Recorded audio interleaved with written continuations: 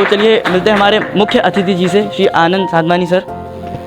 ऐसी संसद मैंने बहुत बार देखी है, इवन जो विधानसभा है वहाँ भी देखी है, लोकसभा में भी जाके देखी है। सच बताऊँ तो वहाँ जितना हो हल्ला होता है, जितना अलग चीज़ें होती है, वो यहाँ बिल्कुल नहीं थी। यहाँ बिल्कुल मर्यादित था। सभी ने अपना अपना रोल बहुत अच्छा प्ले किया। खासतौर से जो आगे जो बैठे हुए हैं पक्ष के जितने भी मंत्री हैं, भले वित्त मंत्री से चालू करें प्रधानमंत्री तक, एक बार जोरदार तालियां इन सबके लिए होनी चाहिए, क्योंकि इन्होंने बहुत अच्छा रोल प्ले किया। धन्यवाद। तो दूसरी तरफ जो मैं देख रहा हूँ राजनेता, भविष्य के राजनेता मैं देख रहा हूँ, तो आप सभी अपने आप को बिल्कुल गर्व महसूस करें कि आप लोगों ने बहुत अच्छा किया और आगे भी जाके करेंगे। तो आपका बहुत अच्छा रहा, बच्चों का अभिनय तो कमाल का रहा। उन्होंने अपनी अपनी जो भी जिनको स्क्रिप्ट दी गई थी बहुत ही अच्छा बोले। नेता प्रतिपक्ष और जो हमारा विदेश मंत्री था उसकी तो धार बहुत मजबूत थी, वो लोग बोलने में बिल्कुल तेज़ गति से अपनी भाषाओं का उपयोग किया। जो शिक्षा संस्थान है उसने बहुत ही अच्छी और सुंदर स्क्रिप्ट लिखी थी, बच्चों को उसमें बिल्कुल मज़ा आया होगा, ऐसा मैं मानता हूँ। गुरुदेव के श्री चरणों में प्रणाम करने के बाद यहाँ पर पधारे हुए अतिथियों मुख्य अतिथियों का हार्दिक स्वागत करते हैं। विद्यार्थी, खासकर प्रधानमंत्री जी का जो रोल था हमें तो बहुत गजब का लगा। नेता प्रतिपक्ष और विदेश मंत्री और ऋषिक नारायण जी का तो रोल तो हमें तो बिल्कुल भा गया, और बहना का भी रोल बहुत अच्छा रहा। यहाँ पर राहुल भाई जो 2 दिन से दिन रात एक करके विद्यार्थियों को उत्साहवर्धन, और हमें भी लगा करके ज़बरदस्ती, हम इसमें कोई रुचि नहीं ले रहे थे, फिर भी हर तरह से खींच के जिस तरह से हमें लाए, उनका भी बहुत तहे दिल से मैं धन्यवाद करता हूँ। हरिओम। पूज्य श्री के चरणों में कोटि कोटि वंदन। तो मुझे लगता है कि इतने कम समय में इतना अच्छा कार्यक्रम करना बहुत एक चैलेंजिंग टास्क होता है, जो बच्चों ने आज करके दिखाया है। कार्यक्रम बहुत अच्छा रहा और हर एक बच्चे ने जो रोल अदा किया है, पूज्य बाबूजी कहते हैं कि आगे चल कर के हमारे ही बच्चे देश के बड़े बड़े पदों पर बैठेंगे, पूरे देश की सत्ता बच्चों के हाथों में होगी। जो बच्चे गुरुकुल में पढ़ रहे हैं या हमारे अन्य गुरुकुल में पढ़ रहे हैं, यही वो बच्चे हैं जो भारत को विश्व गुरु के पद पर पहुंचाएंगे। वो झलक आज मुझे दिख रही है इन बच्चों के वक्तव्य जब मैंने सुने, तो मुझे लगा कि ये वही बच्चे हैं जो आगे जाकर के पूरे देश को संभालेंगे और बापूजी का जो संकल्प है उसको पूरा करेंगे। धन्यवाद संचालक महोदय।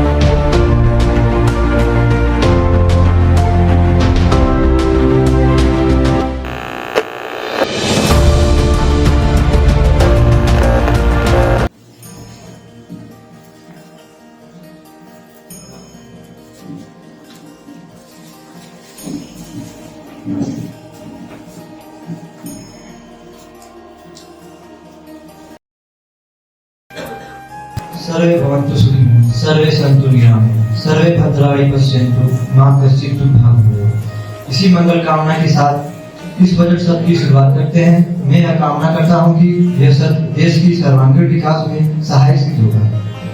सर्वप्रथम राष्ट्रगीत होगा, सभी अपने स्थान पर खड़े हों।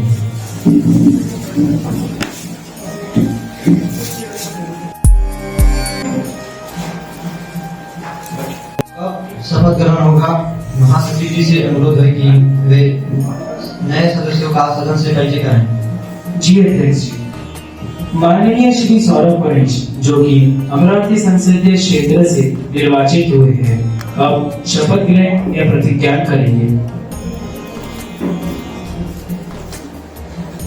आप शपथ ग्रहण करेंगे या प्रतिज्ञा करेंगे? हम शपथ ग्रहण करेंगे। आप कौन सी भाषा में शपथ ग्रहण करेंगे? हम मराठी भाषा में शपथ ग्रहण करेंगे।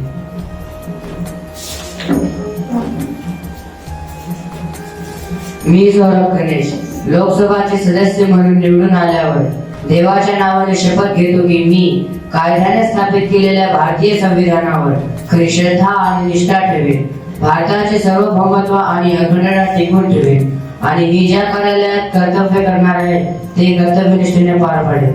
हरिओम.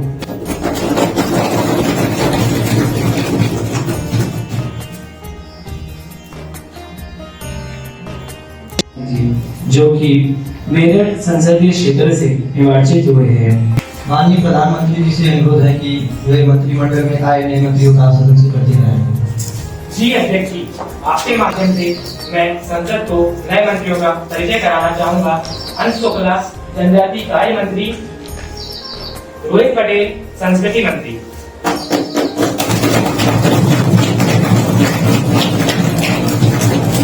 धन्यवाद.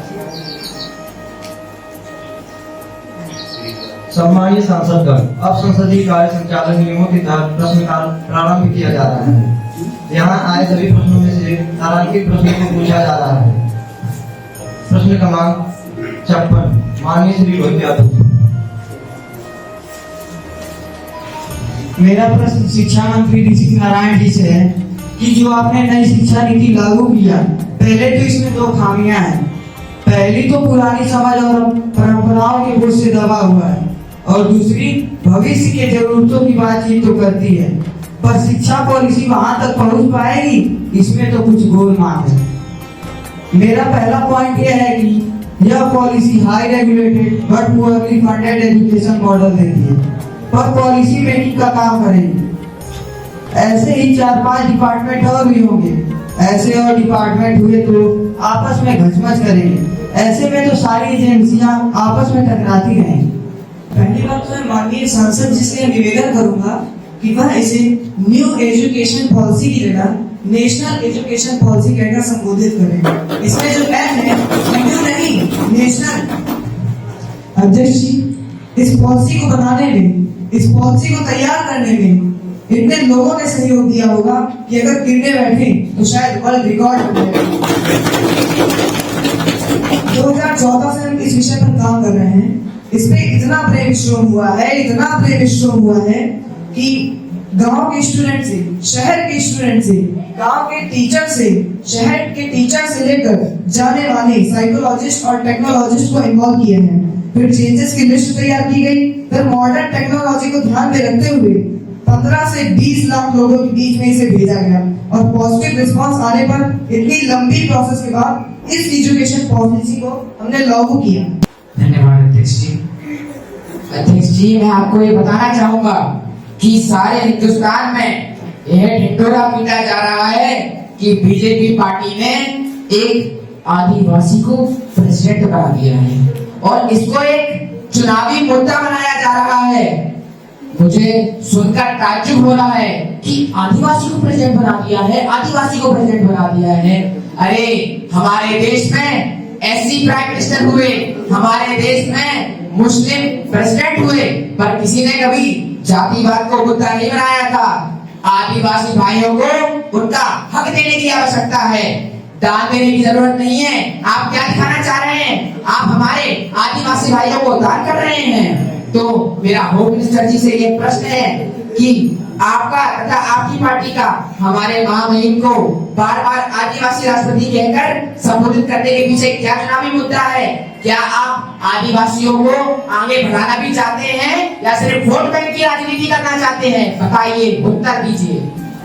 महाराज संसद जी, मैं द्रौपदी मुर्मू की तरफ से मैं केवल एनडीए की प्रत्याशी नहीं हूँ, अपितु वो अब देश के संविधान के उच्चतम पद पर बैठ चुकी हैं. तो उस व्यक्ति को हमें किसी धर्म या जाति से जोड़ने की आवश्यकता नहीं है. वो एक ऐसी महिला है जिनके जीवन की अपनी एक कहानी है, अपनी एक व्यथा है और अपनी एक गाथा भी है. अपने गांव में पढ़ने वाली, वो कॉलेज जाने वाली पहली महिला थी.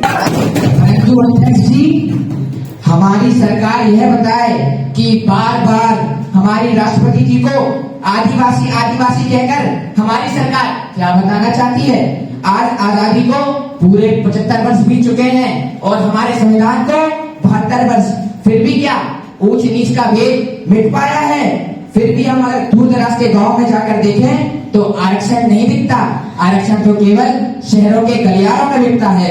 इस आरक्षण से शायद ही उन गांव में कोई लाभान्वित हुआ हो, अभी तो इसके कारण सामान्य वर्ग के जनमानस के साथ जो अन्याय विगत 70 वर्षों से हो रहा है, वे देश के विकास में एक बड़ा अवरोधक बनकर खड़ा हो चुका है।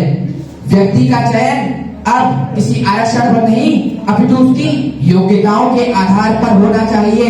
आखिर कब उन जरूरतमंद गरीबों को आरक्षण मिल पाएगा जो रोटी, कपड़ा और मकान के लिए भी कतर भटकते हैं।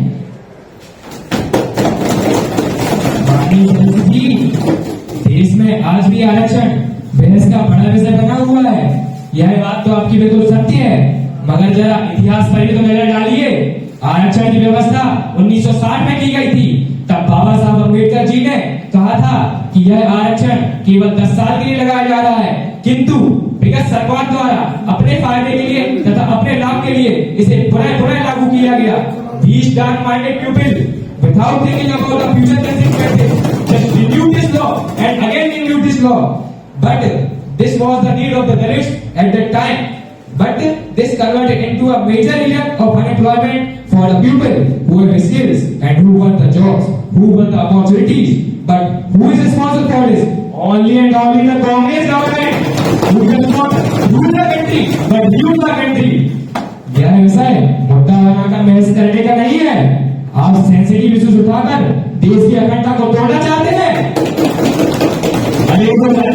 रिजर्वेशन फॉर माइनॉरिटीज का रोना रोते थे, वो आज आरक्षण खत्म करने की बात कर रहे हैं। रिजर्वेशन की सीख देने वालों, मैंने तेरे मुंह में कई जवान देखा है। रिजर्वेशन की सीख देने वालों, मैंने तेरे मुंह में कई जवान देखा है। तू इतना दिखावा भी ना कर अपनी ईमानदारी का, मैंने अच्छे से तेरा गिरवान देखा है।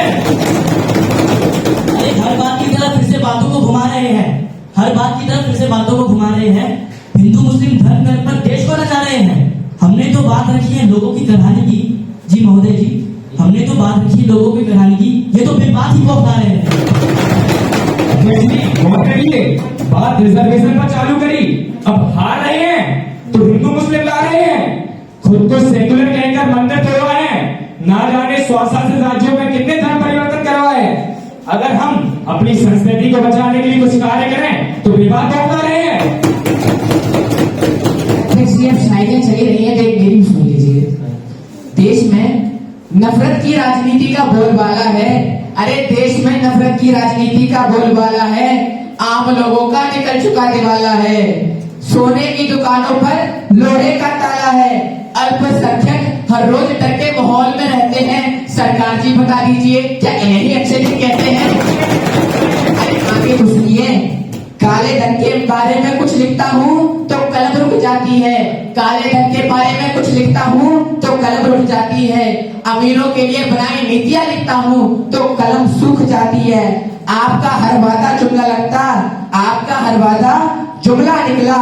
अब तो यह भी शक है आपकी जुबान सच बोल पाती है। अरे जनाब, आपकी तो पार्टी ही हिंदू मुस्लिम पर चलती है। कभी विश्वास ना हो तो अपने गिरबान में झांक के देख लो। आप गिरेबान में झांकने की बात करते हैं और दूसरों के गिरेबान में दुख करते हैं। अरे आप गिरेबान में झांकने की बात करते हैं और दूसरों के गिरेबान में दुख करते हैं। अगर आपके काले कारनामों की हम बात करें, तो स्याही पर स्याही भक्त रहने का आसमां को छूने का जज्बा रखता हूँ, पर किसी को गिरा के आगे बढ़ने का शौक नहीं मुझे। सारी दुनिया जानती है आपके शौक कैसे, आपके असल शौक तो अरे हमारे बारे में तो बहुत कुछ बताते हैं। जरा ये भी बता दो, ये मंडी के पैसे कहाँ जाते हैं?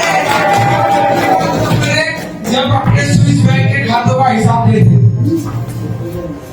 जिनके चेहरे दूध कालिकों से करे हो, वे दूसरों पर टीचर नहीं फेंका करते। जरा और जितने मुद्दों को घुमाओगे, बस करो और जितने मुद्दों को घुमाओगे, इस कुर्सी पर बैठकर कब तक पेट फुलाओगे?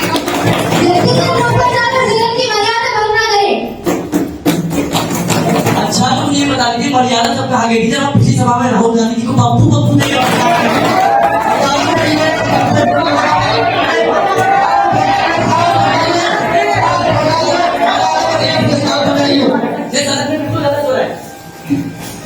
दोनों पक्षों के आपसी मतभेद को देखते हुए सदन को 1 घंटे के लिए स्थगित किया जाता है। ये उन्हें